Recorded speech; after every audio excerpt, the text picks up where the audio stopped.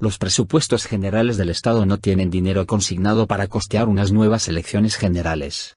Así que si al final hay que convocarlas como todo parece indicar, tendrá que modificar las cuentas, bien quitando dinero de otras partidas, bien ampliando la dedicada a elecciones con suplementos de crédito. Dicho de otra forma, o ese sobrecoste se paga gastando de menos en otras partidas presupuestarias, o sumará gasto público añadido del Estado que no estaba previsto.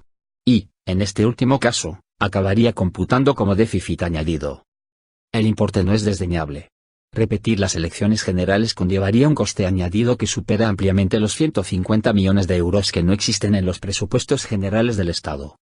Cuando el gobierno elaboró las cuentas para 2016, a mediados del año pasado, las elecciones generales estaban previstas para unos meses después, para finales del año pasado.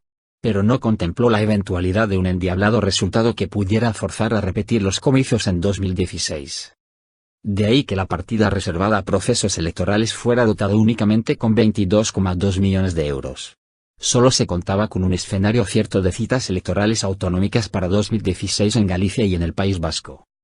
Si al final se tienen que convocar de nuevo elecciones generales, a esa partida le faltarán más de 100 millones de euros para sufragar simplemente la maquinaria oficial de organización y celebración de los comicios. Pero a eso habrá que sumar las subvenciones electorales que reciben los partidos que concurren a las elecciones generales y que obtienen escaño en Congreso y Senado, coste que va con cargo a otro epígrafe presupuestario distinto.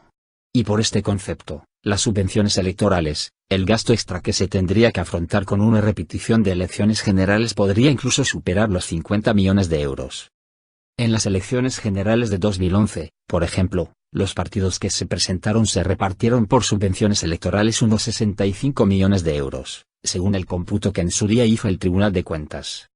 Por su parte, la maquinaria oficial de organización y celebración de las elecciones generales del pasado 20 de diciembre costó 130 millones de euros, 55 millones en gastos de personal y operativos de las administraciones públicas, 12,5 millones de euros en logística, así 13 millones de euros en telecomunicaciones, cerca de 50 millones de euros en servicios prestados por correos.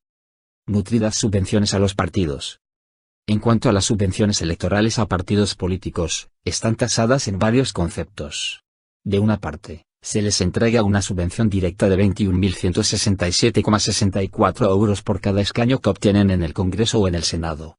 Por otra, se subvenciona cada voto que cosechan siempre que al menos hayan obtenido un escaño, a razón de 0,81 euros por voto obtenido en las listas al Congreso y 0,32 euros por voto logrado en las listas al Senado. Y a eso hay que sumar las subvenciones por envíos de propaganda electoral,